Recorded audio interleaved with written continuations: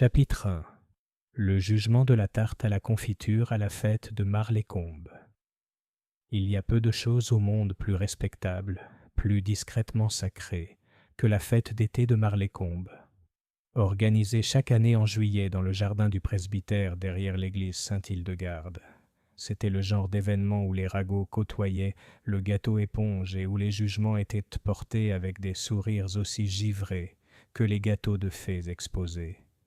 Les banderoles flottaient doucement au vent comme une vieille tente chassant le scandale, et à l'ombre des tentes rayées, les braves gens de Marlécombe se rassemblaient, gants de dentelle, bonnets tricotés, et toute la rivalité silencieuse que leur politesse permettait. Miss Jane Marple, bien sûr, n'était pas née à Marlécombe, mais elle y avait souvent séjourné dans sa jeunesse, et à l'invitation de sa chère amie, Miss Lydia Hargreaves, une institutrice à la retraite à l'échine ferme, et à la voix capable de calmer une salle pleine d'élèves de CM2, Miss Marple était venue pour la fête et un peu de repos de St. Mary Mead, comme l'avait dit Lydia. « Je trouve l'air ici plus démodé, Jane », dit Lydia ce matin-là en se promenant dans le parc de l'église. « Même les péchés ont un côté vintage. Ici, pas de cocaïne dans le vin de messe, juste des égos blessés et des billets de tombola mal pliés. » Miss Marple gloussa les yeux plissés. « Ah, Lydia, tu as vraiment une façon de dire les choses. Pourtant, je trouve que la nature humaine change très peu, quel que soit le code postal. » En franchissant les grilles de fer, une effervescence les accueillit. Les enfants se précipitaient entre les stands, les doigts collants et la bouche pleine de confiture. L'Institut des femmes avait déjà pris sa place imposante sous la tente à thé, et l'odeur des scones, du linge réchauffé par le soleil et des roses du jardin embaumaient l'air. Tout était comme il se devait, ordonné, agréable et doucement compétitif. À 11 heures précises, le révérend Peabody sonna la clochette en laiton pour annoncer le début du grand jury des tartes à la confiture. Une affaire bien plus sérieuse qu'il n'y paraît aux yeux des profanes. La rumeur disait qu'il y avait eu quelques incidents l'année dernière, impliquant des accusations de pâtisserie achetées en magasin. Cette année, l'attention couvait sous les nappes à carreaux Vichy. La juge, une femme corpulente aux lunettes pointues nommée Madame Eunice Bladderwick, se penchait sur chaque entrée comme un chat inspectant le plat d'un concurrent. Il y avait 27 tartes en tout, disposées sur des assiettes blanches numérotées. Pâtes feuilletées, glaçage à la framboise, et même une tarte à la rhubarbe osée, même si cela était évoqué avec désapprobation. On pouvait se permettre du chutney peut-être, mais pas des tartes à la confiture. Miss Marple, quant à elle, s'était installée avec une modeste tasse de thé à une table pliante à côté de la pelouse de croquet, observant tout avec l'attention tranquille de quelqu'un qui savait à quelle vitesse les choses agréables pouvaient se dénouer. « Regarde ça, Jane, » dit Lydia en sirotant son thé. « La garniture du numéro 14 coule dans la croûte. Ce serait disqualifié, croyez-moi. »« Ça me rappelle un peu le gâteau aux groseilles de Madame Lambert, » dit Miss Marple d'un air absent. Celui qu'elle a présenté au concours de pudding de St. Mary Mead, juste avant que son mari ne soit arrêté pour vol de fonds de la bibliothèque. Les bords étaient déjà assez détrempés. Lydia haussa un sourcil. « Vous vivez dans un village vraiment passionnant. » Avant que Miss Marple puisse répondre, un cri perçant trancha la paix de la tente. Il était aigu et ténu, comme le cri d'un oiseau sur qui on marche. Les têtes se tournèrent, les chaises raclèrent. Une fille, peut-être 10 ou 11 ans, se tenait au bord de la table de cuisson, les yeux écarquillés d'horreur. Elle pointa un doigt tremblant. « Il y a des os dedans !» s'écria-t-elle. Il y eut un instant de silence. Puis la tente entière sembla s'agiter. Les gens se précipitèrent. Madame Bladderwick laissa tomber son bloc-notes, et quelqu'un cria « Ne touchez à rien !» Miss Marple se leva discrètement et se faufila jusqu'à la table. Une foule s'était massée autour de la tarte numéro 9, un spécimen plutôt appétissant, recouvert d'une épaisse couche de confiture de prune et joliment glacée. Et pourtant, juste à côté de la croûte, dépassant légèrement, se trouvait quelque chose de pâle, très pâle. « Reculez tout le monde !» aboya l'agent Rupert Linley, un jeune homme plus moustachu que raisonnable. « Personne ne doit bouger. Madame Blatterwick, avez-vous vu qui a amené cette tarte ?» Madame Blatterwick semblait défaillante. « J'avais le nom sur ma feuille, mais je l'ai laissé... » « Pas besoin, » dit une voix sèche sur le côté. « Celle-là est à moi. Ou du moins, elle vient de ma cuisine. » C'était Madame Agnès Cotterill, la plus redoutable matrone de Marlécombe. Veuve du défunt entrepreneur Georges Cotterill, elle tenait chaque année l'étal de la boulangerie avec l'efficacité d'un intendant et le charme d'une éponge mouillée. Elle s'avançait maintenant, les bras croisés, la bouche figée comme du ciment. « C'est ma copine Sally qui l'a fait hier matin. Elle est un peu lente, remarquez, mais elle sait se servir d'un rouleau à pâtisserie. On fait toujours des prunes, jamais des os. »« Où est cette Sally ?» demanda l'agent Linley en clignant des yeux. « À la maison, avec une toux, » renifla Agnès. « Elle n'est pas vraiment du genre à faire rentrer des squelettes dans une tarte, si. » Miss Marple s'était rapprochée un peu, sans intervenir mais en observant, toujours en observant. « Puis-je » demanda-t-elle doucement en désignant la tarte d'un signe de tête. Linley hésita. « Je suppose, mais ne touche à rien. » Elle regarda attentivement, ajustant ses lunettes. La croûte n'était que partiellement cassée. L'os, si c'était bien cela, était sorti de sous la garniture, probablement pendant le tranchage. Il était trop petit pour un os de poulet et trop déformé. « Un os de doigt, je crois, » murmura-t-elle. « Pas récent. »« Un os de doigt ?» répéta quelqu'un derrière elle. Des hoquets de surprise résonnèrent. « Extrait de la terre, » ajouta-t-elle. « Pas frais. Vous voyez la décoloration ? Et pas de sang. Ça ne vient pas du boucher. » Il y eut un silence assez lourd pour briser un moule à tarte. L'agent Linley avait l'air mal à l'aise. « Vous voulez dire que c'est... humain ?» Miss Marple se redressa. « Je pense plutôt que oui, et si c'était cuit dans la tarte, c'était probablement caché dans la farine ou le sucre, quelque chose tamisé dans un moule, pas quelque chose délibérément placé à la vue de tous. » Agnès parut indignée. « Sachez que nous gardons tous nos moules propres. Sally ne cuisinerait jamais avec un produit qu'elle n'aurait pas inspecté. »« Oui, » dit Miss Marple doucement, « mais les gens voient ce qu'ils s'attendent à voir. Une boîte de farine est une boîte de farine, jusqu'à ce qu'elle ne le soit plus. » La voix de Lydia résonna à voix basse. « Dis donc, Jane, des os dans une tarte, c'est nouveau, même pour toi. » Miss Marple ne répondit pas immédiatement. Elle observait la tarte, la tente, les gens, observait comment certains se penchaient, d'autres reculaient. La culpabilité et la peur arboraient de multiples visages. « Un os ne rentre pas tout seul dans un moule, » dit-elle enfin. « Quelqu'un l'a mis là, ou quelqu'un espérait qu'on ne le retrouverait pas. » Et sur ces mots, la fête, si soigneusement décorée et brodée de banderoles, sombra dans une panique silencieuse. Le soleil brillait encore et le thé était encore chaud, mais Marlécombe n'était plus seulement un village endormi.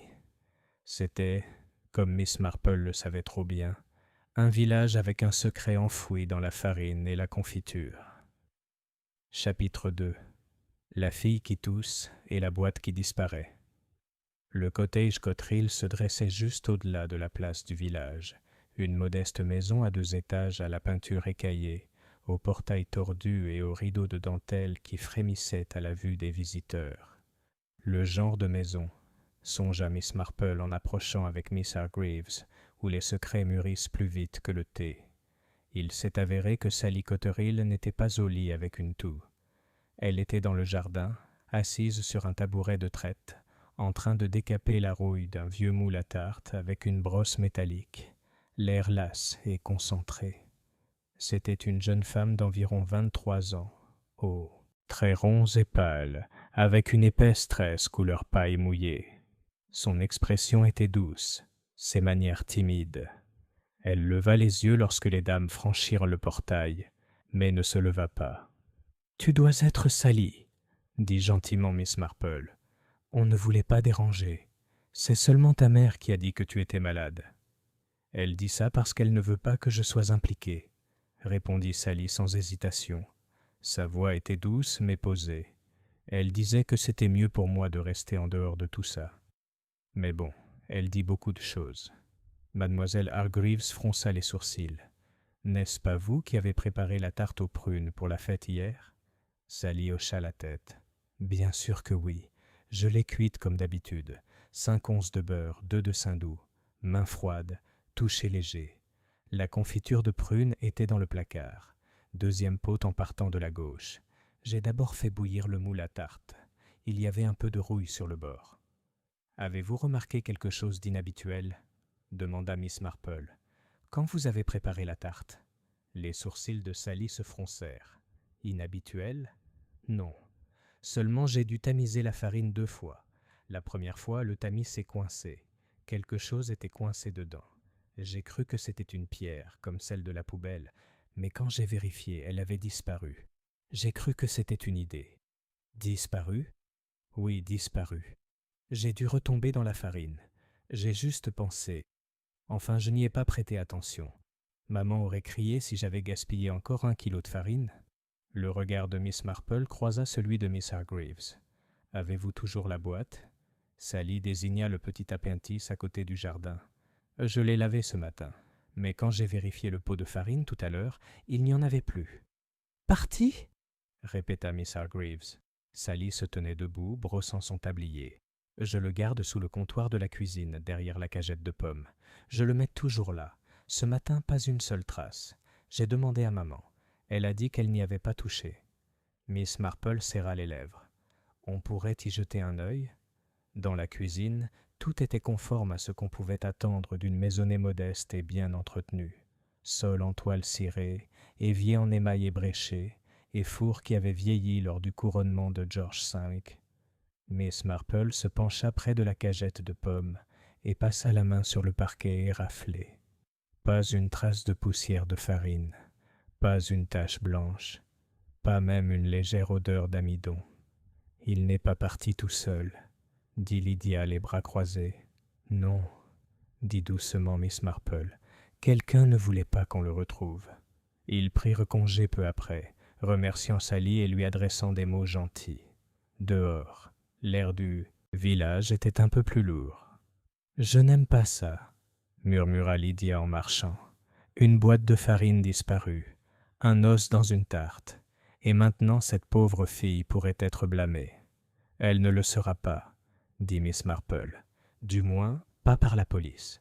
Ils sont plutôt séduits par la nouvelle théorie du jeune monsieur Peabody. » « Lequel est ?» Sally a volé l'os dans un restaurant local et a pensé que ce serait amusant de le faire cuire dans une tarte pour faire une farce. Lydia haleta. « C'est ridicule. »« Oui, » acquiesça Miss Marple d'un ton léger. « C'est précisément pour cela que je suis curieuse. » Lorsque les 2 femmes revinrent au cottage de Lydia, sur Elderberry Lane, le village était en effervescence. La nouvelle de la tarte aux os s'était répandue plus vite que la confiture de mûre. Les spéculations flottaient dans l'air comme un nuage de sucre glace. À la boutique du village, on a entendu M. Tremble dire « Croyez-moi, c'est ce satané archéologue. Il fouille toujours les tombes. » À la poste, mademoiselle Pénélope Gaskin a émis l'hypothèse qu'il s'agissait d'un rituel païen, très à la mode ces temps-ci, avec tous ces londoniens. Et au pub, quelqu'un a murmuré que Sally Cotterill avait l'air de quelqu'un qui parle aux fantômes. Miss Marple écoutait, ni ouvertement, ni indiscrètement. Mais son ouïe était aussi fine que ses aiguilles à tricoter, et sa mémoire, disait souvent Lydia, était une sorte de registre personnel. Cet après-midi-là, elle rédigea un petit mot et l'envoya à vélo au révérend Peabody. On y lisait simplement « Auriez-vous l'amabilité de vous renseigner auprès du docteur Mortlake, l'archéologue local, pour savoir s'il possède des spécimens disparus, des ossements humains en particulier. Cordialement, J.M. » Elle a reçu une réponse à l'heure du thé. Le docteur Mortlake est à Bath pour la semaine. Son assistant, M. Timble, surveille le site. Aucun os n'a disparu, pour l'instant. Cordialement, Pépé. Pourtant, répéta Lydia en lui rendant le mot, ça n'inspire pas vraiment confiance. Non, répondit Miss Marple, mais cela restreint le champ des possibles. Ce soir-là, une petite réunion eut lieu à la sacristie de Sainte-Hildegarde. L'agent Linley l'avait demandé sous prétexte de rassurer les villageois, mais la plupart soupçonnèrent qu'il s'agissait d'un prétexte pour étaler son autorité et sa moustache. Miss Marple et Lydia étaient assises au deuxième banc. Madame Cotterill était là aussi, les lèvres pincées, les bras croisés, Sally visiblement absente. Beaucoup d'autres personnes étaient représentes. Monsieur Tremble, les sœurs Gaskin, le jeune Timothy Beale, qui tenait la librairie, et même Madame Haverstock, qui ne fréquentait jamais rien sans y servir du sherry. L'agent Linley s'éclaircit la gorge.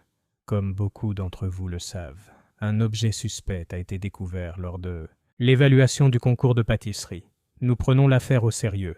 Il n'y a pas lieu de paniquer. L'os est en cours d'analyse à Melchester. « Est-ce humain » a crié quelqu'un. « Je ne peux pas le confirmer » a déclaré Linley, même s'il semblait mal à l'aise. Madame Cotterill se leva. « Vous accusez ma fille, parce que je ne le tolérerai pas. »« Personne n'est accusé, » répondit Linley rapidement. « Pas encore. Cependant, je vous rappelle que falsifier les informations sur les aliments est une infraction grave. »« Et cuire des restes humains ne l'est pas, » murmura quelqu'un.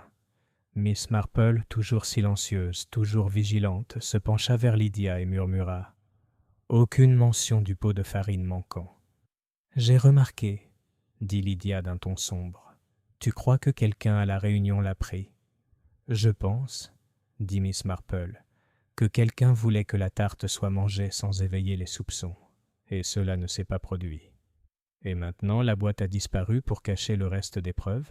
Miss Marple hocha la tête, les yeux rivés sur Madame Cotterill, qui fixait tout le monde, sauf elle-même. « Agnès Cotterill, » murmura-t-elle. « Son défunt mari était entrepreneur, n'est-ce pas ?» Lydia hocha la tête. « Un petit gars. Il a installé le toit de la bibliothèque. Il est mort il y a 5 ans. Pourquoi ? Parce que les constructeurs enterraient des choses. Les fondations comme les pots de farine. Plus tard, dans la nuit, dans le bruissement des vieux arbres et des nuages argentés, Miss Marple était assise dans la chambre d'amis, son carnet ouvert sur les genoux. Une minuscule lampe à huile scintillait à côté d'elle, projetant de longues ombres sur le papier peint fleuri. Elle a noté « L'os n'est pas frais, tarte faite par Sally, mais non trafiquée sciemment. » Une boîte de farine a disparu, après sa découverte. Madame Cotterill nie toute connaissance. Trop vite. Site de fouilles à proximité. Exclu pour le moment. Un mari constructeur. Une vieille maison. Une tombe anonyme. Et puis, presque comme une réflexion après coup, elle ajouta « À qui profite la découverte d'un os, ou son maintien dans l'ombre ?» Elle a souligné cette dernière question à 2 reprises, car d'après la longue expérience de Miss Marple, les morts bougeaient rarement sans raison, et les os ne se glissaient pas simplement dans les tartes. Chapitre 3. Les secrets du hangar de M. Cotterill.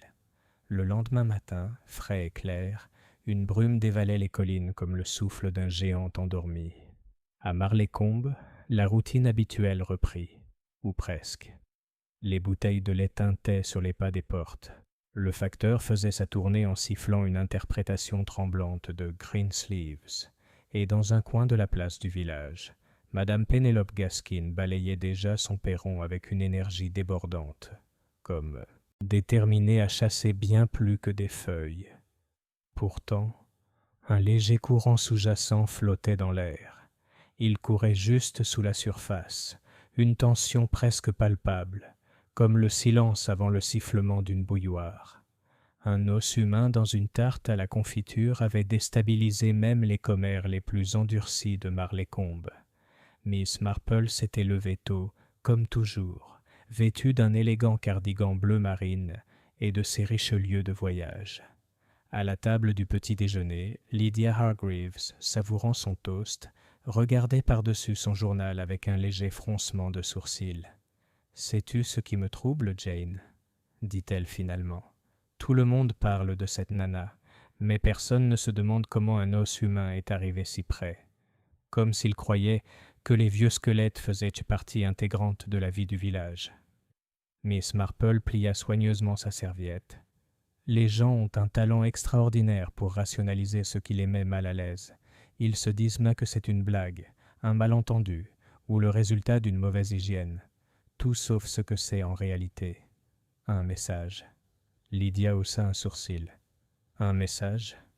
Oh oui, dit Miss Marple. Pas aux villageois, peut-être, mais à quelqu'un. Et celui qui l'a placé voulait qu'il soit découvert, un jour ou l'autre. Elle sirota son thé. J'aimerais faire une promenade avant que la matinée ne soit trop chaude, peut-être le long de Chapel Lane. Lydia la regarda. C'est le chemin où la maison Cotterill donne sur le vieux chantier.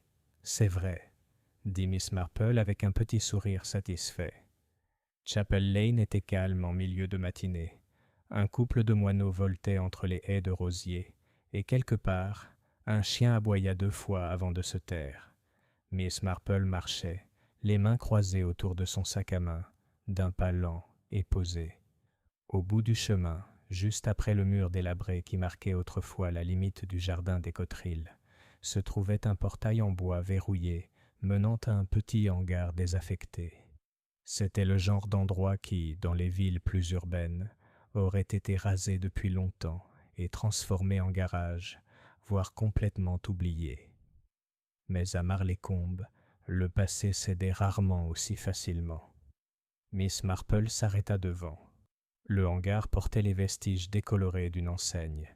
Cotterill and Fields, toiture et maçonnerie. La porte était légèrement entr'ouverte sur un gond. Elle se retourna pour voir si quelqu'un la regardait. Personne. D'un pas prudent, elle traversa le bord du jardin et regarda à l'intérieur. L'odeur la frappa d'abord. Du vieux bois, de l'huile, de la rouille et quelque chose en dessous, terreux, sec, l'odeur d'une poussière restée longtemps intacte. À l'intérieur, elle vit des outils, certains soigneusement rangés, d'autres laissés à l'abandon. Une paire de bottes, un demi-sac de chaux.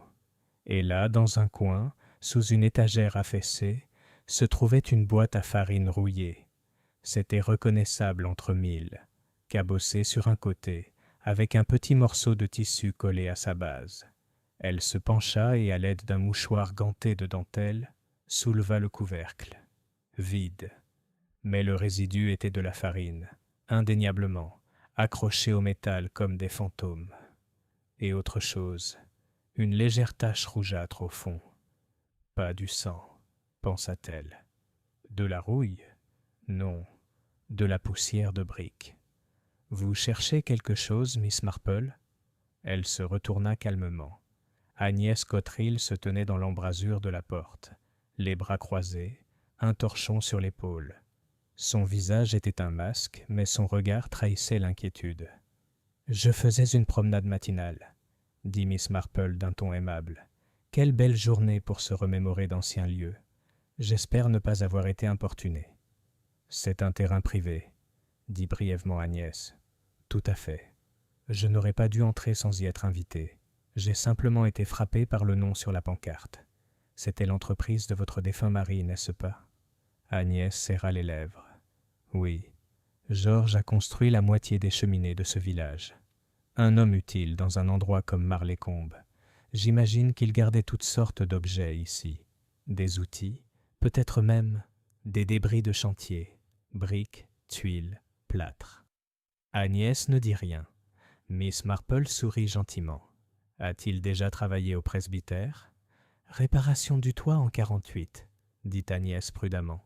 « Et la salle paroissiale en 51.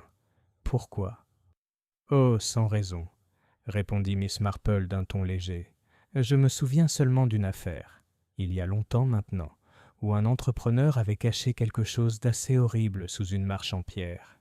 Il a fallu 15 ans pour le découvrir, et seulement parce qu'un chien s'était mis à creuser. » Le visage d'Agnès se contracta. « J'espère que vous trouverez ce que vous cherchez, » dit-elle sèchement. « Maintenant, si ça ne vous dérange pas. » Miss Marple baissa la tête. « Bien sûr. » En s'éloignant, elle ne se retourna pas, mais elle savait absolument qu'Agnès Cotterill n'avait pas simplement trouvé le pot de farine dans le hangar. Elle avait maîtrisé là. Plus tard dans l'après-midi, Miss Marple rendit discrètement visite au jeune agent Linley. Elle le trouva au bureau de la gendarmerie du village, penché sur une machine à écrire. l'air déterminé d'un homme qui n'avait pas entièrement confiance en elle. « Ah, Miss Marple, dit-il en se levant maladroitement. « Et la tarte, vous voulez dire. On vient de recevoir le rapport médico-légal. L'os est bien humain. De la main, pense-t-il, de femme, âgée de plusieurs décennies. Comme c'est fascinant, dit doucement Miss Marple. J'imagine que vous vous demandez comment il a atterri dans la cuisine de Madame Cotterill. Linley se gratta la tête. On a fouillé la maison. Rien d'autre de suspect. Mais si c'est elle qui a fait ça, pourquoi laisser la tarte à la vue de tous? Elle ne l'a pas fait, dit Miss Marple. Elle pensait qu'il serait mangé, que personne ne trouverait l'os. Linley cligna des yeux. Mais pourquoi ferait-elle ça? Elle n'est pas folle tout de même. Non, répondit Miss Marple, mais désespérée peut-être. Elle se pencha légèrement en avant. Dites-moi, vous souvenez-vous de la mort de M. Cotterill? Une crise cardiaque, n'est-ce pas, il y a 5 ans, dans son sommeil. Miss Marple hocha lentement la tête. Et avant cela, vous souvenez-vous d'avoir déjà parlé d'une jeune femme nommée Alice Penwell? Linley secoua la tête. Non. Devrais-je le faire? Elle a travaillé brièvement pour les Cotterill. Femme de ménage, la vingtaine. Disparue en 1953. On dit qu'elle était partie épouser un soldat canadien. Sauf que personne ne l'a jamais vue partir. Le visage du gendarme pâlit. Vous pensez... Je pense, dit doucement Miss Marple, qu'Agnès Cotterill a peut-être cuit plus que du pain dans cette cuisine. Le soir, Marleycombe était devenu inhabituellement calme. Miss Marple revint chez Lydia avec un carnet rempli de croquis, le pot de farine, les résidus rouges, l'agencement du hangar. Lydia, pâle et abattue, apporta un plateau de scones et fit remarquer « Il y a des meurtres dans ce village, Jane, de vrais meurtres, pas seulement ceux dont on murmure au pub. »« Oui, » répondit Miss Marple, « et je crois qu'il est y resté inconnu pendant plus de 2 décennies. » Elle a posé une photographie sur la table, décolorée, déchirée sur les bords. « Alice Penwell, » dit-elle, « une fille disparue, qui n'avait plus de mère pour la pleurer, qui est devenue peut-être gênante. Pensez-vous que M. Cotterill? Peut-être. Ou peut-être qu'il l'a découvert et n'a rien fait. Ou peut-être que c'était Agnès depuis le début. Mais quelqu'un a enterré un corps, et quelqu'un d'autre essaie de le déterrer, un os à la fois. Lydia frissonna. Qui? Miss Marple regarda vers la fenêtre, où le crépuscule s'installait comme la poussière sur les toits. C'est ce que j'ai l'intention de découvrir ensuite, dit-elle. Chapitre 4. Une tombe oubliée et un journal dont on se souvient. Le lendemain matin apporta une légère bruine, douce et persistante, qui embua le village de Marleycombe comme un souvenir qui refusait de s'effacer. Le genre de pluie qui n'obligeait pas vraiment les gens à rester chez eux, mais les obligeait à se déplacer un peu plus lentement, comme si le temps lui-même encourageait l'hésitation. Les parapluies fleurissaient comme des champignons, et les bottes en caoutchouc claquaient doucement sur les chemins pavés. Miss Marple, emmitouflée dans un imperméable léger et munie d'un petit parapluie écossais, se dirigea vers le cimetière. Non pas pour le culte cette fois, même si elle avait toujours trouvé un grand réconfort dans le rythme des vieilles pierres et des écritures, mais pour l'histoire, pour ce qui avait été enterré, littéralement, à la vue de tous. L'église Saint-Hildegarde se dressait au cœur du village, entourée sur 3 côtés par un cimetière datant du début du règne de la reine Victoria. Il n'était pas grand, mais il était marqué par le temps, pierres tombales penchées, anges fissurés, et noms effacés dont les histoires s'étaient depuis longtemps effacées dans le lichen et le silence. Elle y fut accueillie par la seule personne de Marleycombe qui connaissait son cimetière mieux que le recteur lui-même, M. Thomas Penley, âgé de 76 ans, gardien et sacristain depuis 4 décennies, et historien à temps partiel du genre non officiel. « Bonjour, Miss Marple, » dit-il en touchant sa casquette. « Ce n'est pas le meilleur jour pour flâner parmi les morts. »« Oh, la pluie ne me dérange pas, » répondit Miss Marple. Je trouve toujours les cimetières plus honnêtes dans l'humidité, comme si la terre parlait plus librement quand personne d'autre ne veut l'écouter. Penley rit doucement. « Et qu'est-ce qui t'amène chez moi aujourd'hui ?» « Je me demandais, dit-elle doucement, si vous vous souveniez d'une jeune femme disparue il y a quelques années. Elle s'appelait Alice Penwell. » Le sourire de Penley s'estompa. « Penwell, » répéta-t-il lentement. « Oui, je me souviens d'elle. Arrivée à Marleycombe vers 1952, travaillait un temps chez les Cotterill. Jolie fille, silencieuse. Elle boitait, je crois. Partie brusquement. On disait qu'elle avait épousé un soldat. » Miss Marple hocha la tête. « Oui, c'est ça l'histoire. Mais tu n'y crois pas. »« Je crois que c'est pratique, » dit-elle. « Trop pratique, surtout maintenant. » Penley se frotta la nuque en jetant un coup d'œil aux tombes. « Tu crois qu'elle est enterrée ici ?»« Je pense que c'est possible. Si quelqu'un souhaitait cacher un corps, mais le garder dans un endroit accessible, un cimetière serait l'endroit idéal. Et si cette personne était un entrepreneur, avec accès à des briques et du mortier ?» Le vieux sacristain fronça les sourcils.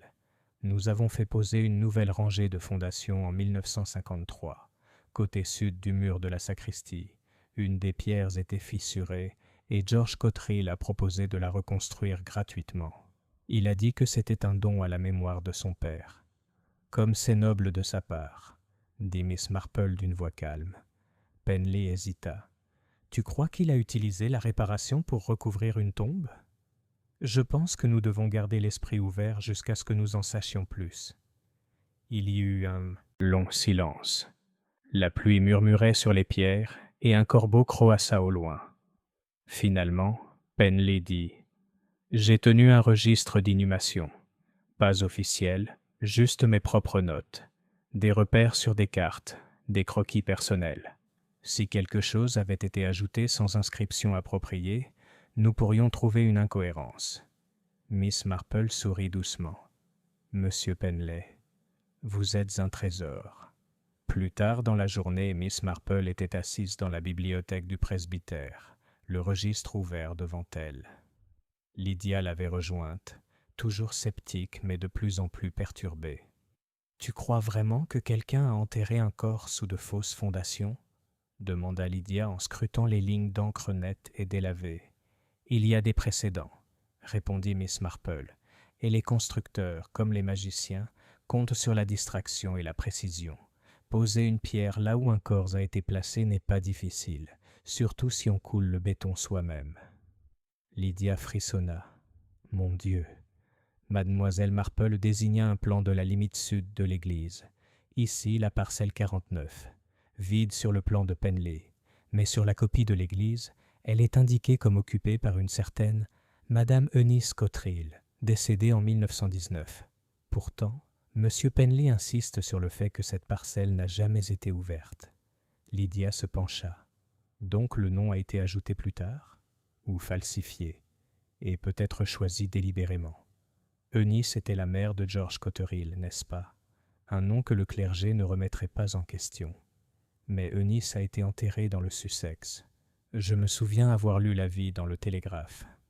Lydia expira lentement. Ça veut dire que quelqu'un a créé une fausse sépulture. Miss Marple hocha la tête, pour en cacher un vrai.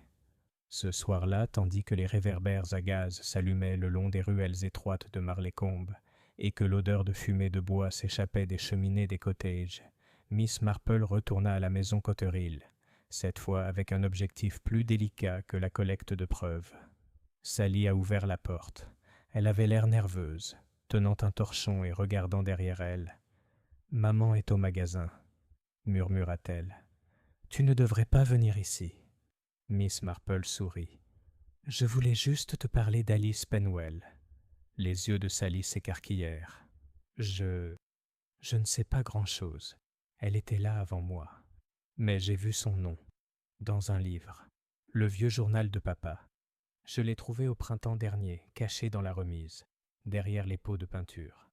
Tu l'as toujours ? » Sally hésita. Puis elle disparut à l'étage et revint quelques minutes plus tard, avec un petit volume relié en cuir, craquelé au dos et effiloché au coin. Miss Marple s'est tournée vers les entrées de 1952-1953. Un passage m'a particulièrement marqué. 17 avril. Alice se plaint à nouveau d'être malade. Agnès dit que c'est juste le stress. Je n'y crois pas. J'ai vu la lettre. Le bébé est de lui. Si elle le dit à quelqu'un, tout s'écroule. Agnès dit qu'elle s'en chargera. Mais j'ai peur de ce que ça signifie. Un autre. 2 mai. La fille est partie. Agnès dit qu'elle est partie sans un mot. Mais les bottes sont toujours près de la porte. Sa valise aussi. Je n'arrive pas à dormir. Et encore un. 5 juin. Pose de la pierre. Agnès a pleuré après. Je lui ai dit que ce serait un calvaire. Elle a dit « Mieux vaut être sous l'église que dans les journaux ». Miss Marple ferma le journal, le visage pâle mais composé. « Ce n'est pas juste une preuve », murmura-t-elle. « C'est un aveu. » Le lendemain, mademoiselle Marple se rendit directement au commissariat et remit le journal entre les mains de l'agent Linley. Sa bouche bougea plusieurs fois avant qu'un son ne sorte. « C'est étonnant. »« C'est aussi dangereux, » dit Miss Marple. « Si Agnès Cotterill soupçonne sa fille de m'avoir donné ce journal, elle risque de désespérer. Elle a longtemps vécu avec ce secret. Ceux qui enfouissent la vérité pendant des années ne la livrent pas de leur plein gré. Je vais devoir informer l'inspecteur de Melchester. Cela dépasse mes compétences. »« Oui, » répondit Miss Marple. « Mais d'abord, il faut sécuriser la tombe. » À la fin de la semaine, l'église Sainte-Hildegarde fut discrètement bouclée, sous prétexte de problèmes de fondation. Penley apporta son aide aux autorités. Une équipe d'experts médico-légaux exhuma les fondations sous la parcelle 49. Ils l'ont trouvé là, ce qui restait d'Alice Penwell. Des fragments de tissu, 2 boucles d'oreilles en or et un os cassé de sa jambe gauche, précisément à l'endroit où la vieille fille marchait en boitant. Et autre chose. Un crucifix rouillé, serré dans son poing, pressé contre sa poitrine, comme si, même en mourant, elle priait pour qu'on se souvienne d'elle. Miss Marple observait de loin, sous son parapluie, le visage solennel. Ce n'était ni une vengeance ni une punition qu'elle recherchait. C'était simplement la vérité et une chance pour les oubliés de retrouver leur nom. Chapitre 5. La panique silencieuse de Madame Cotterill. Marleycombe a changé après l'ouverture de la tombe. Pas en apparence, bien sûr. Les magasins ouvraient toujours à 9 heures. Le curé souriait toujours aux passants. Et le courrier arrivait, comme toujours, légèrement humide. Mais il y avait un changement subtil dans la façon dont les gens marchaient, dans la façon dont les conversations s'interrompaient, dès qu'une ombre franchissait le pas d'une porte. Le village, observa Miss Marple, était en deuil, mais pas pour les morts. C'était le deuil de l'illusion de la paix. La découverte des restes d'Alice Penwell sous les fondations de la parcelle 49 a provoqué un tollé dans la communauté. Il n'y a eu aucune intrusion de la presse, ni aucun titre dans le journal. Daily Mail, aucun fourgon de police ne venait troubler la paix. L'inspecteur Burrow de Melchester était arrivé discrètement, les chaussures cirées et les questions efficaces. Mais la vérité avait déjà commencé à perler comme la pluie à travers un toit de chaume. À la fin de la semaine, tout le monde savait. Une jeune fille avait été enterrée sous le mur d'une église. Pas pendant les guerres, pas il y a des siècles, mais en 1953. Et le nom qui résonnait dans toutes les rumeurs était Cotterill. Agnès Cotterill, autrefois considérée comme une femme acerbe mais respectable, devint une figure à la fois crainte et sujette au commérage. Les femmes qui partageaient autrefois les bancs avec elle au WI traversaient désormais la rue à son approche. Les enfants ne s'attardaient plus à l'étal de la boulangerie. Même le vicaire, qui se targuait de pardonner, se surprit à bégayer lorsqu'elle apparut. Miss Marple, pour sa part, garda ses propres secrets, jusqu'à ce que l'on frappe à la porte de Lydia. Ce fut juste après le thé. Un coup sec et saccadé, 4 coups réguliers. Miss Marple leva les yeux de sa broderie. Lydia, sirotant encore son Darjeeling, fronça les sourcils et reposa sa tasse. Quand ils ouvrirent la porte, Agnès Cotterill se tenait sur le pas de la porte. Elle paraissait plus petite que d'habitude. pas physiquement. Sa silhouette était encore robuste, mais son allure avait changé. Son chapeau était légèrement de travers, ses gants dépareillés, et son expression indéchiffrable. « Puis-je entrer » demanda-t-elle. Miss Marple s'écarta en faisant un geste doux. Le salon était chaleureux, parfumé au cirage du bois de rose et aux biscuits au citron. Agnès ne s'assit qu'en y étant invitée. Lorsqu'elle s'y installa, ce fut avec raideur, au bord du fauteuil, les mains jointes si fort que leurs jointures blanchirent. « Je suppose que tu sais ce qu'ils disent, » commença-t-elle sans préambule, « que j'ai tué cette fille, que je l'ai enterrée comme un chien errant. » Personne n'a parlé. Le regard d'Agnès les parcourut. « Je ne l'ai pas fait, je le jure, pas de mes propres mains. » Miss Marple hocha lentement la tête. « Mais vous le saviez. »« Je le savais, » murmura-t-elle. « Je l'ai su dès le lendemain matin. » Le silence s'éternisa jusqu'à ce que Lydia ne puisse plus le supporter. « Et alors, Agnès ?» Agnès détourna le regard. « Georges, mon mari, c'est lui qui l'a fait. » Le regard de Miss Marple s'aiguisa. « Mais son journal ?»« Je me fiche de ce que dit le journal, » rétorqua Agnès d'une voix tremblante. « Il a écrit ce qu'il recherchait à croire, que je l'y avais poussé, qu'il ne faisait que me couvrir. Mais c'était lui, il a découvert qu'elle était enceinte, que ce n'était pas son enfant. Et il a craqué. » Elle prit une inspiration saccadée. « Il a dit qu'elle avait menacé de tout dire au village. Il a dit qu'elle lui avait craché dessus, qu'on se moquerait de lui. Je ne l'ai même pas vue ce jour-là. Et quand je lui ai demandé où elle était allée, il a dit qu'elle s'était enfuie. Mais je savais, je savais.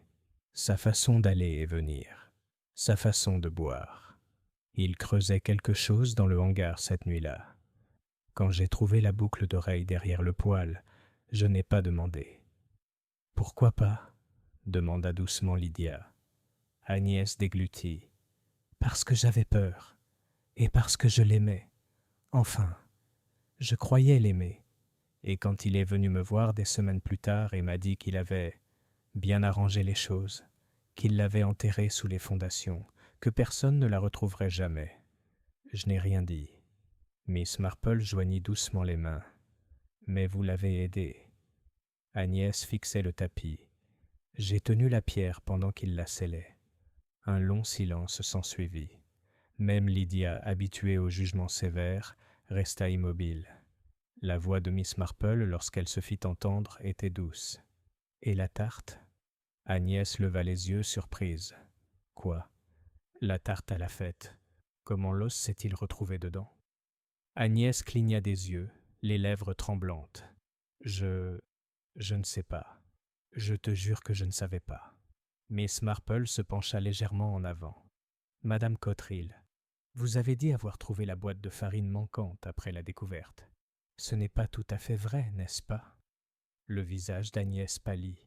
« Vous l'avez pris, » dit doucement Miss Marple. « Vous l'avez déposé dans la remise. Vous vouliez qu'on le retrouve, mais seulement après avoir eu le temps de structurer l'histoire à votre façon. Une femme ne tombe pas 2 fois par hasard dans la même remise en 1 semaine. » Agnès ferma les yeux. « Je pensais que ça expliquerait tout, que la police verrait et relirait les points, qu'elle saurait où creuser. Mais j'ignorais que Sally avait utilisé cette farine pour la pâtisserie. Elle était malade ce matin-là. Je lui ai dit de se reposer. Mais elle a dû cuisiner tôt. » Sa voix se brisa. « Je n'ai jamais voulu qu'il soit mangé. » Lorsqu'Agnès Cotterill quitta le cottage de Lydia 1 heure plus tard, elle ressemblait à une femme marchant face au vent, droite mais creusée. Miss Marple se tenait à la fenêtre, la regardant partir, le visage indéchiffrable. « Elle ment, » dit finalement Lydia. « Oui, » répondit Miss Marple, « mais pas tout à fait. Elle a aidé à enterrer une fille, Jane. Elle était restée à ses côtés pendant 20 ans. Oui, mais je crois qu'elle n'a pas tué Alice. Je crois aussi qu'elle n'a pas arrêté son mari. » Lydia secoua la tête. « Tu as pitié d'elle ?»« Non, » dit Miss Marple d'une voix douce mais ferme. « Je la comprends. Il y a une différence.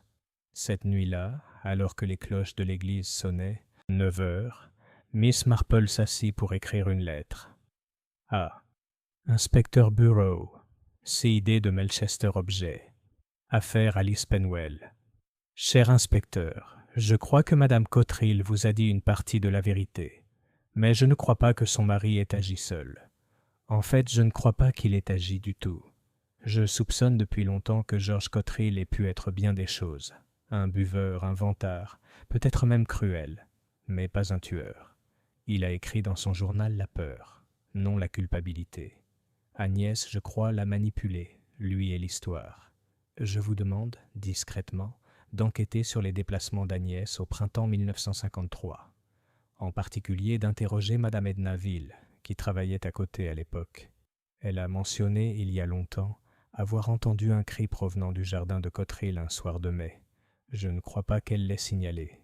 Certaines femmes enterrent leurs secrets en silence, d'autres dans des boîtes de farine. Cordialement, Jane Marple. Le lendemain, l'inspecteur Burrow a confirmé que Madame Ville, aujourd'hui âgée de 88 ans et résidant dans une maison de retraite, se souvenait bien avoir entendu un cri. Elle avait cru qu'il s'agissait d'un chat. Elle a dit en avoir parlé à Agnès le lendemain, et Agnès lui a répondu que ce n'était rien. Personne ne l'a jamais remise en question. Jusqu'à maintenant. Chapitre 6. L'homme au grand livre falsifié. Bien que les rumeurs de Marleycombe s'accrochaient encore à Agnès Cotterill comme du lierre sur la pierre, Miss Marple ne s'intéressait pas à l'opinion des villageois. Les ragots, avait-elle toujours dit, étaient comme de la fumée. Ils tourbillonnaient et s'accrochaient à tout ce que le vent touchait. Mais la vérité, la vraie vérité, exigeait une quête plus constante. Et ainsi, un jeudi matin humide de rosée et du parfum de la lavande de fin d'été, Miss Marple partit avec ses gants, son carnet et un nouveau fil à tirer. Elle allait rendre visite à un homme nommé Neville Belvedere. Il n'était pas originaire de Marleycombe, ni un membre particulièrement apprécié de la communauté. Il vivait seul dans une ancienne écurie au bord de Willow Lane, derrière l'ancien bureau du constructeur de Marleycombe, une maison à ossature bois de 2 pièces ayant appartenu à George Cotterill lui-même. Bellwether avait travaillé pour Cotterill & Son jusqu'à la fermeture de l'entreprise en 1955. Comptable de formation, il était resté au village, devenant plus tard homme à tout faire et conseiller fiscal à temps partiel pour ceux qui étaient trop fiers pour se rendre à Melchester. Il avait l'œil vif, toujours impeccablement vêtu de tweed marron, et possédait la fâcheuse manie de se souvenir exactement de ce que les gens avaient payé, acheté, emprunté ou dû, même 30 ans plus tard. Miss Marple se souvenait parfaitement de lui, lors d'une garden party en 1958. Il lui avait offert un verre de limonade et lui avait fait une remarque sur les variétés de roses, étrangement précise et totalement spontanée. Elle ne l'avait pas oublié. Quand elle frappa à sa porte, elle s'ouvrit en quelques secondes, comme s'il avait attendu quelqu'un toute la matinée. « Eh bien, Miss Marple, » dit-il avec une petite révérence guindée. « Quel honneur! Je vous en prie, entrez. Pardonnez le désordre. J'ai réorganisé mon classement. » Miss Marple entra, ses yeux s'habituant à une pièce remplie de hauts placards en bois, de plans roulés et d'étagères garnies de registres reliés de cuir vert et rouge délavé. Ça sentait le camphre, l'encre et le papier humide, et derrière tout cela se tenait Neville Bellwether, lunettes scintillantes, moustache soigneusement peignée et regard bien trop avide. « Vous avez tenu vos registres, » observa-t-elle en souriant faiblement. « Je ne jette jamais rien, Miss Marple, surtout pas les chiffres. Les morts peuvent mentir, mais les chiffres, rarement. » Elle inclina la tête. « C'est exactement ce que j'espérais. » Ils étaient assis l'un en face de l'autre à un bureau chargé de reçus jaunis. Bellwether sortit 2 tasses de thé et une boîte de sablé avec une précision quasi militaire. Lorsque Miss Marple refusa le biscuit, il cligna des yeux, peut-être blessé, puis ouvrit un tiroir de ses doigts délicats. « Je suppose que vous êtes ici à propos de la fille, » dit-il. « Alice Penwell, oui. » Il hocha la tête, les lèvres pincées. « Pauvre petite, j'ai toujours dit qu'elle n'était pas du genre à s'enfuir. Les filles discrètes ne disparaissent pas pour l'aventure. Elles disparaissent parce que quelqu'un veut les voir partir. Miss Marple remua son thé. Vous la connaissiez? Bellwether marqua une pause, seulement en passant. Elle apportait parfois des sandwichs de la boulangerie, à l'époque où Madame Cotterill la laissait sortir faire des courses. Un jour, elle m'a demandé si les livres étaient difficiles à lire. Je lui ai dit que cela dépendait des chiffres. Miss Marple laissa planer le silence. Vous souvenez-vous de quelque chose d'étrange dans les contes de cette époque, 1952-1953? Il se rassit. C'est drôle que tu poses cette question. Je me souviens que George Cotterill était nerveux en avril 1953. Je suis arrivé un matin et il déchirait des pages d'un carnet. Juste les premières pages, remarquez, mais quand même, ça ne lui ressemblait pas. George était maladroit dans la vie, mais méticuleux dans ses notes. Est-ce ce qu'il a expliqué? Il a dit que les travaux à l'église avaient dépassé le budget, que le ciment avait coûté plus cher que prévu. Mais je me souviens m'être demandé « Pourquoi mentir ?» Les églises ne vérifient pas les reçus. Miss Marple sourit. « Et vous, qu'avez-vous fait ?» Bellwether ouvrit un tiroir et en sortit une chemise étroite reliée par une ficelle. « J'ai fait une copie du registre, au cas où. »« Tu l'as gardé tout ce temps ?»« Oh oui, » dit-il avec une expression qui n'était pas sans rappeler la fierté. « On ne sait jamais quand la justice frappera. » Le registre était simple et net. Colonne de chiffres, date et annotation de la main soignée de Bellwether. Mais dans la marge d'une entrée d'avril, Miss Marple remarqua quelque chose d'étrange.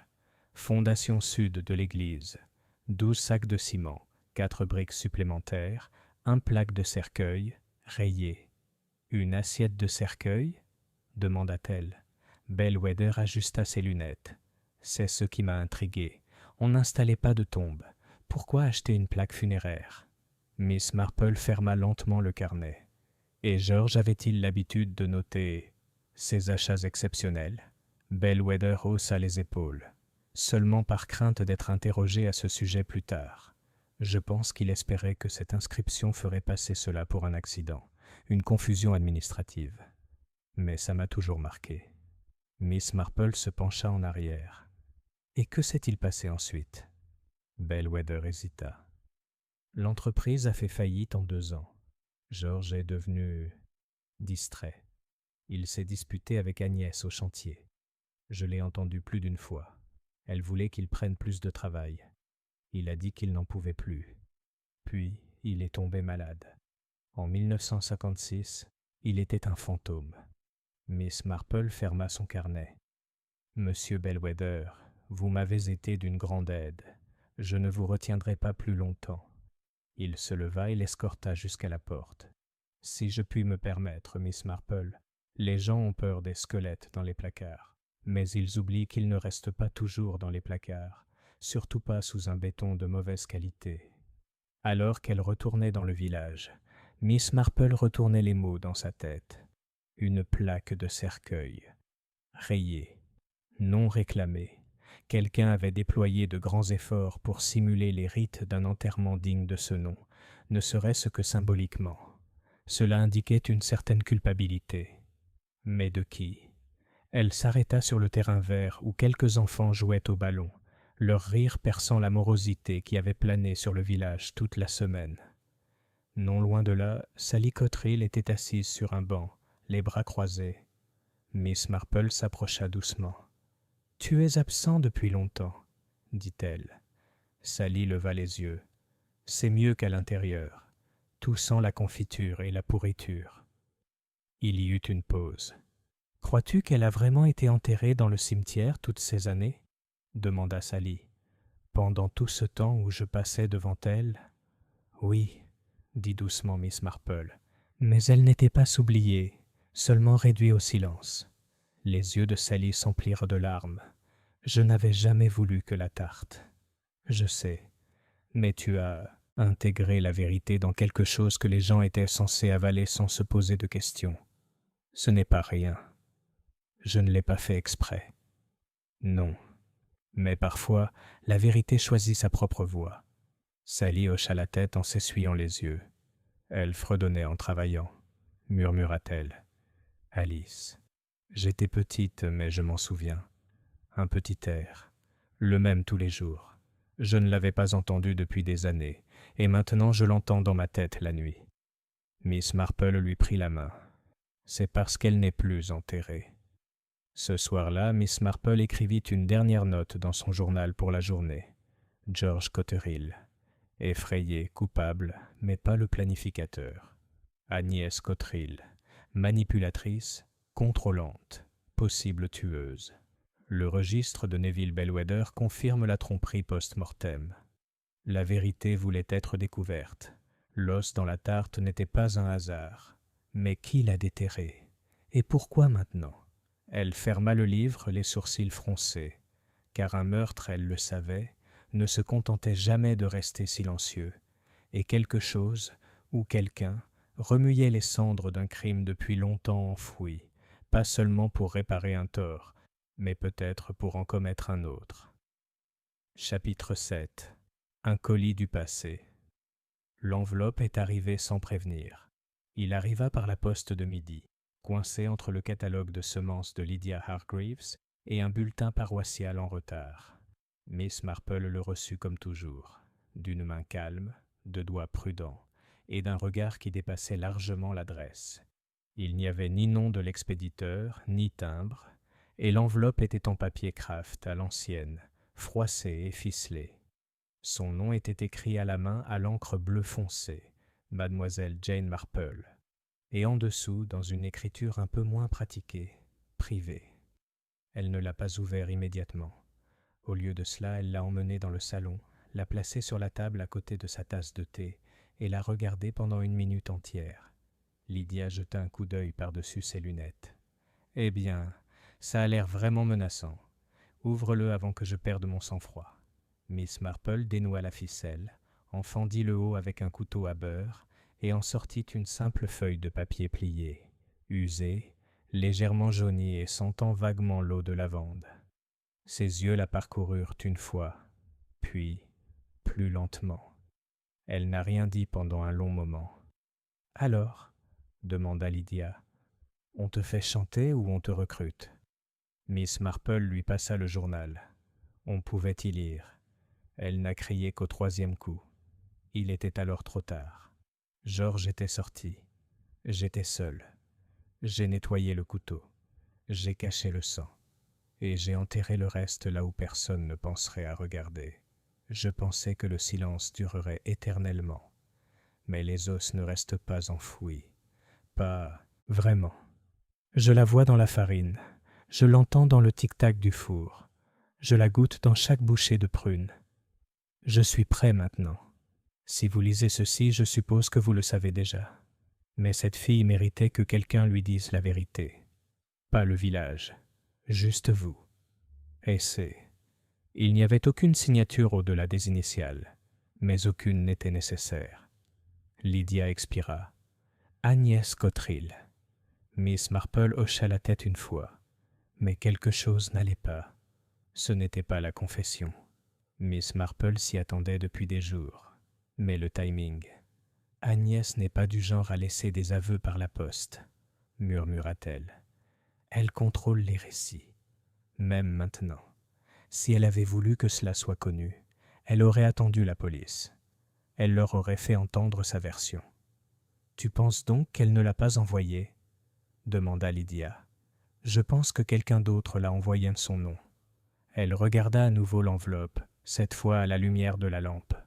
Le papier portait une légère tache de graisse dans un coin, un biscuit ou de l'huile peut-être, et un léger fil rose s'accrochait au rabat. « Un fil de cuisine », murmura-t-elle. « Pas des gants d'Agnès. » Lydia haussa les sourcils. « Tu crois que c'était Sally ?» Miss Marple ne dit rien, mais son silence était une confirmation. Sally Cotterill n'avait pas quitté la maison de la matinée. Plusieurs voisins l'avaient remarqué. Les volets de la boulangerie étaient restés tirés. Les bouteilles de lait de la veille étaient toujours intactes sur le perron. Miss Marple et Lydia la trouvèrent dans le salon, blottie dans un fauteuil, les bras autour des genoux, les yeux fixés sur la cheminée froide. Les rideaux étaient à moitié tirés, et la pièce sentait le sucre brûlé, et quelque chose de plus âcre en dessous.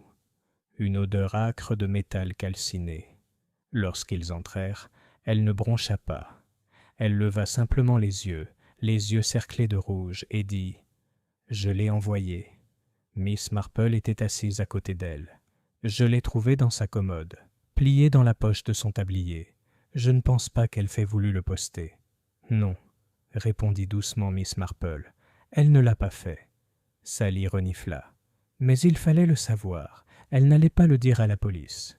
Elle n'arrêtait pas de dire. C'était une grâce, pas un crime, que la fille avait menacé de tout gâcher. Elle secoua la tête, la voix crispée. Mais Alice n'a rien gâché. C'est maman qui l'a fait. Lydia s'avança. Tu le savais? J'ai toujours savais, dit doucement Sally. Pas quand j'étais petite. Mais en grandissant, je me suis souvenu de certaines choses. Alice me tenait la main. Elle fredonnait des chansons. Et puis un jour, elle était partie. Et maman était en colère pendant des semaines. Elle a frotté le sol avec du vinaigre pendant des heures. Miss Marple prit la main de la jeune fille. « Tu as eu du courage de poster cette lettre. »« Je n'ai pas été courageuse, » murmura Sally.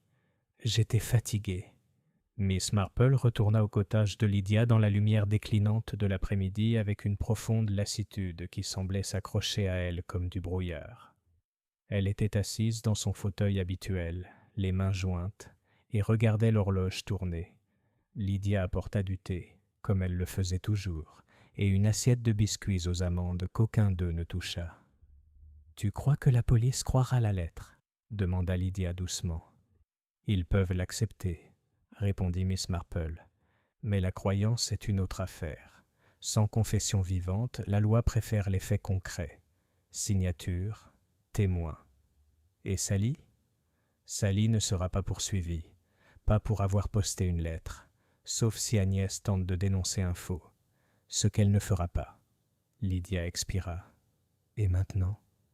Les yeux de Miss Marple se dirigèrent lentement vers la fenêtre, où les ruelles du village se transformaient en ombres crépusculaires. « Maintenant, » dit-elle.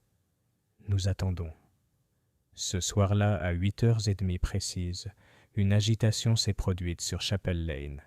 Un cri, puis un autre, plus fort, un appel à l'aide, et puis le bruit sourd et précipité de bottes sur la pierre.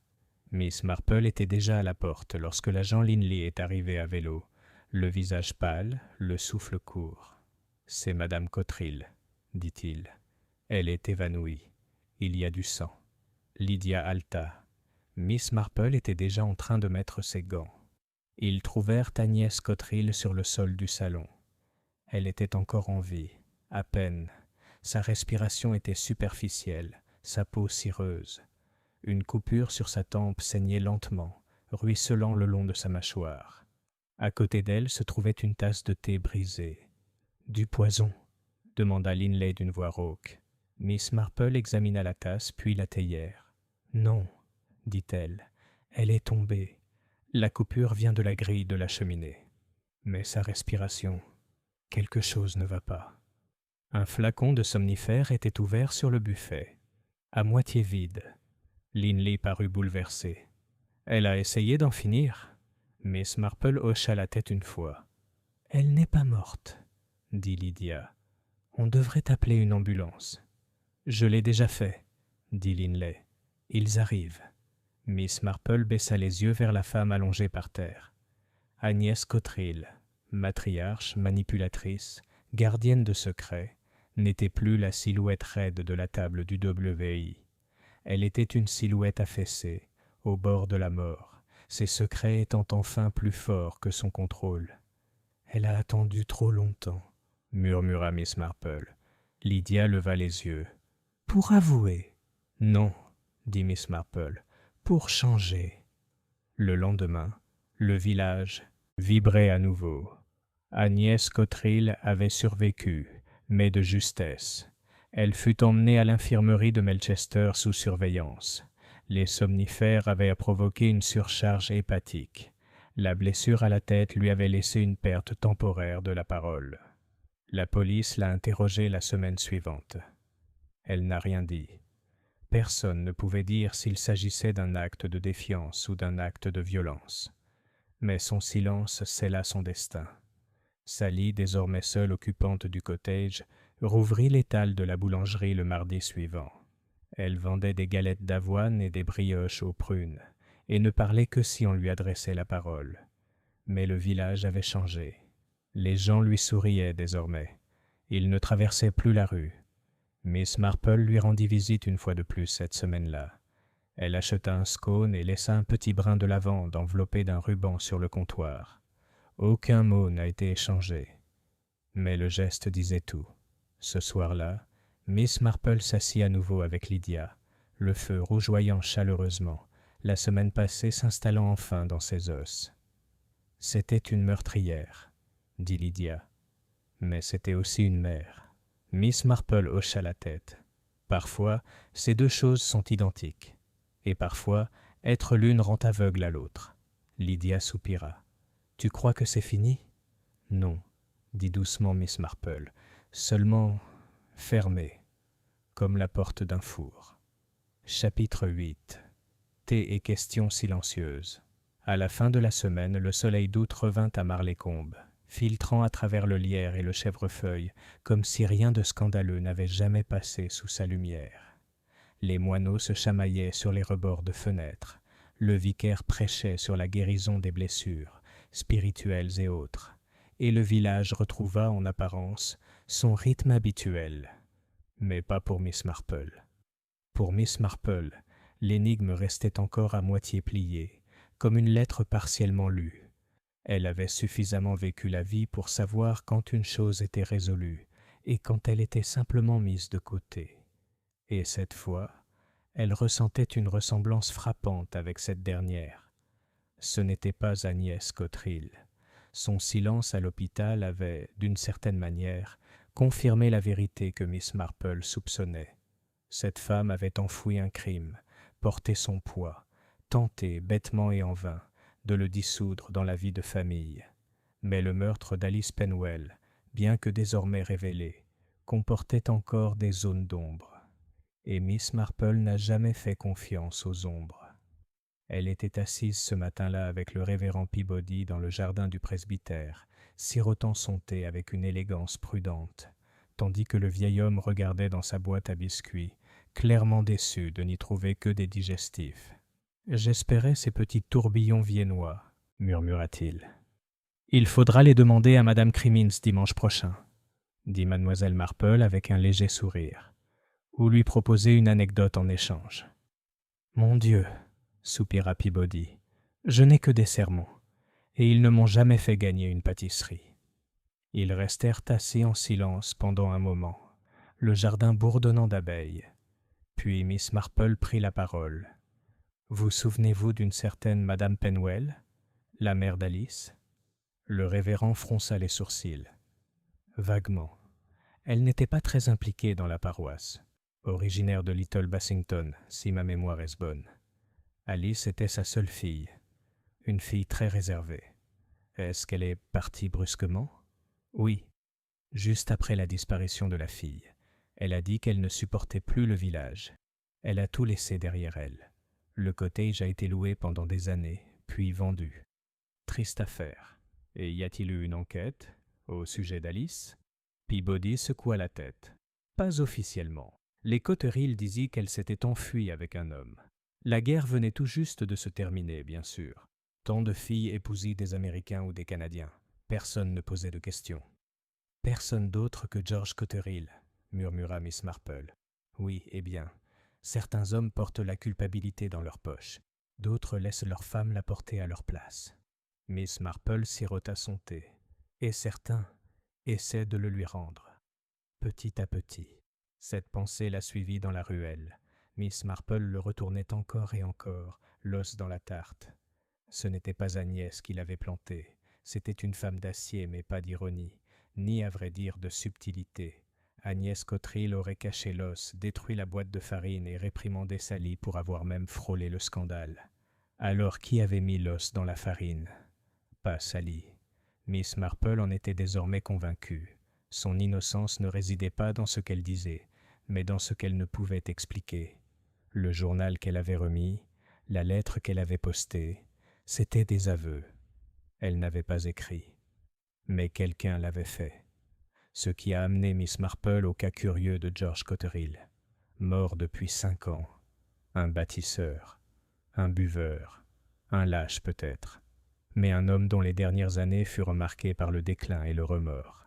Et elle soupçonnait maintenant un plan inachevé. Cet après-midi-là, Miss Marple retourna au cottage de Neville Bellwether sur Willow Lane. Il la reçut avec la même politesse impeccable et un jeu de registre neuf. « Je pensais que tu reviendrais, dit-il. La vérité n'arrive pas d'un coup.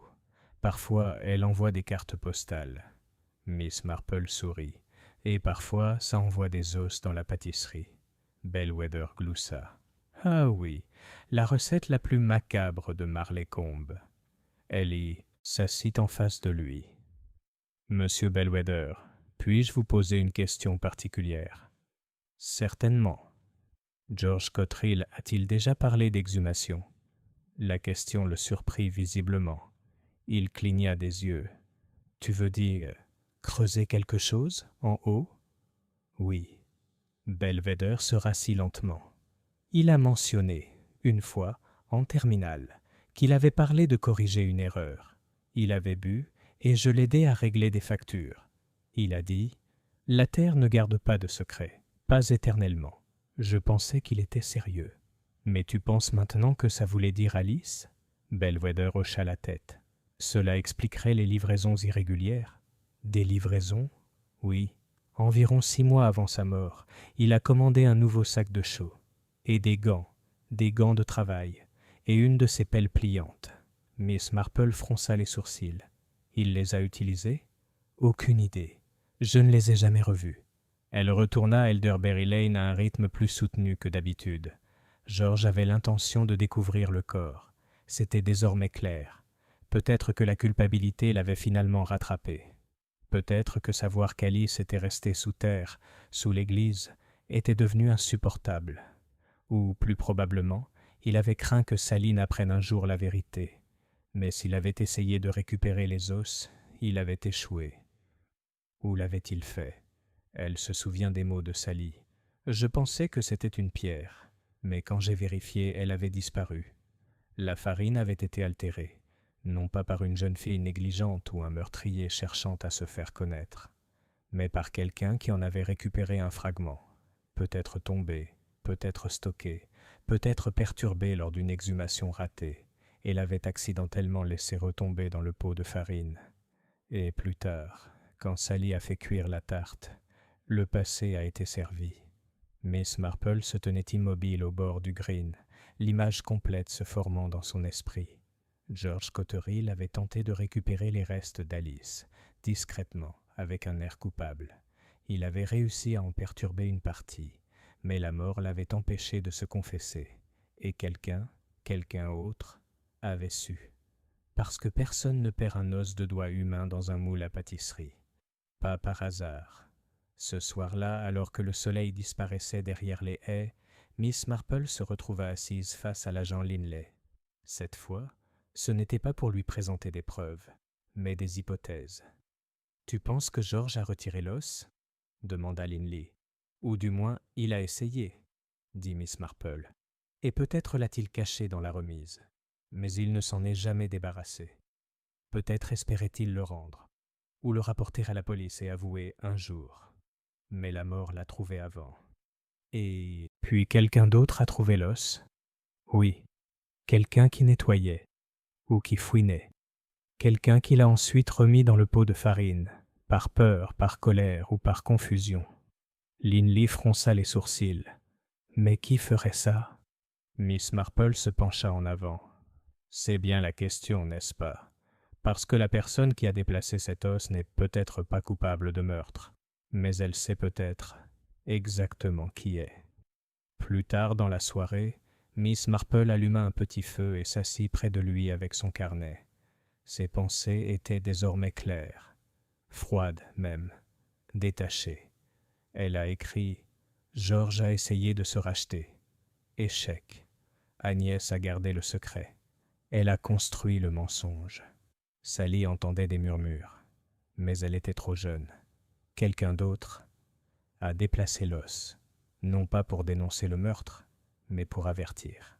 Elle écrivit une dernière ligne plus lentement. Il y a une autre personne dans ce village qui a toujours connu, et ils attendent que Miss Marple arrête de poser des questions. Elle a fermé le livre. Elle rendrait visite à cette personne demain. Mais ce soir, elle laissa le feu crépiter doucement dans l'âtre, et imagina le son d'une fille fredonnant dans une cuisine oubliée depuis longtemps, sa mélodie s'élevant maintenant comme de la fumée. Chapitre 9. La veuve au bord du chemin. Miss Marple croyait aux instincts, non pas à l'instinct sauvage et animal, mais à ceux qui surgissent après des années d'observation, d'écoute et de délicatesse, remarquant les fines fissures du sourire. Et une personne à Marlécombe avait, dès le début, souri un peu trop souvent, et au mauvais moment. Madame Prudence Trask.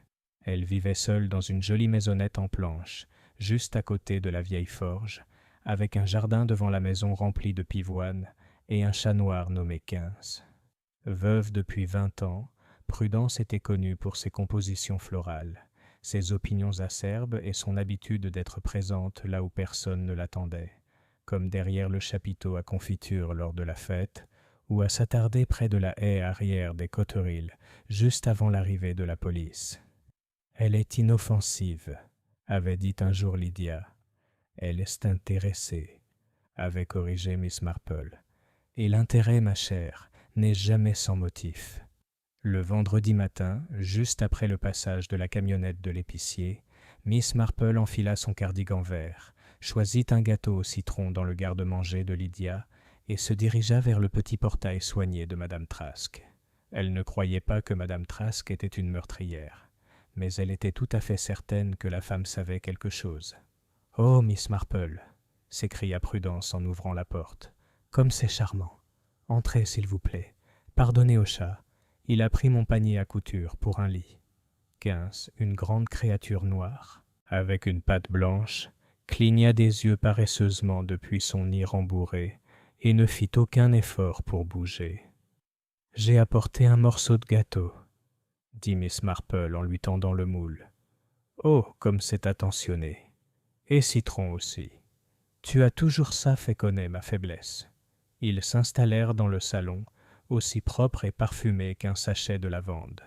Prudence versa le thé dans un service en porcelaine décoré de jacinthe des bois et récupéra une assiette de biscuits fins qui attendait déjà sur le buffet. « Tu gardes une maison bien rangée, » dit Miss Marple, les yeux balayant la pièce. Prudence sourit. « J'aime l'ordre.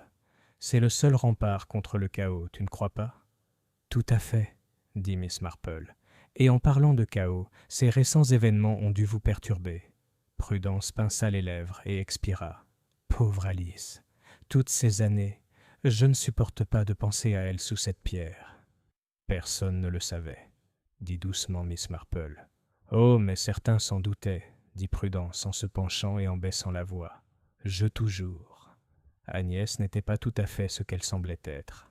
Elle avait cette expression. « Fenêtre fermée, si vous me comprenez. » Miss Marple l'a fait.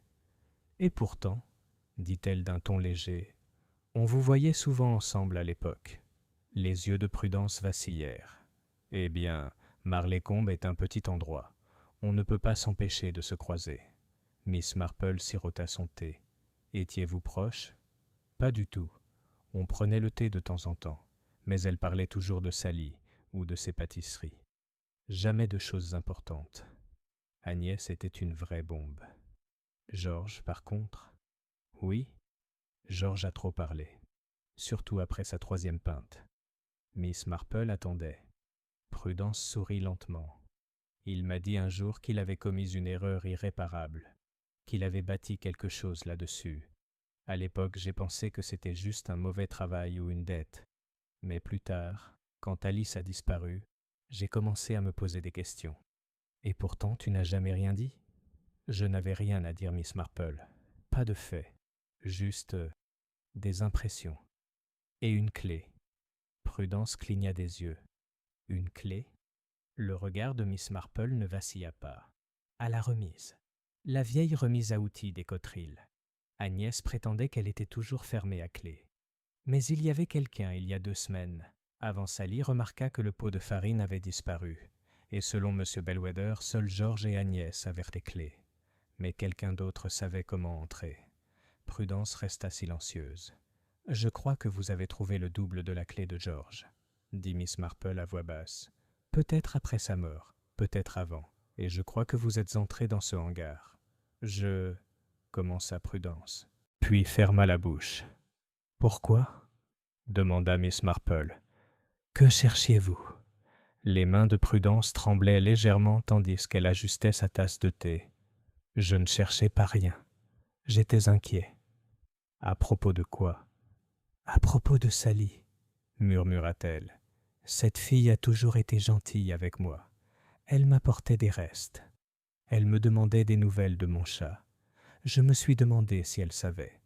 Et puis j'ai trouvé la boîte, juste là, recouverte d'un linge, et quelque chose à l'intérieur. « L'os, » dit Miss Marple. Prudence hocha la tête. Je ne savais pas quoi faire. J'ai paniqué. Je me suis dit que c'était un animal. Mais je me suis souvenu de la boiterie d'Alice, de ses bottes, de son fredonnement. Elle déglutit difficilement. Je ne pouvais pas dire n'importe quoi. Personne ne me croirait. Alors je l'ai remis. Je ne voulais pas que Sally utilise de la farine. Je pensais que c'était juste de la poussière, qu'elle la jetterait. Mais elle ne l'a pas fait. Non, dit Prudence. Et puis la galette est arrivée, et la police est arrivée, et tout s'est effondré.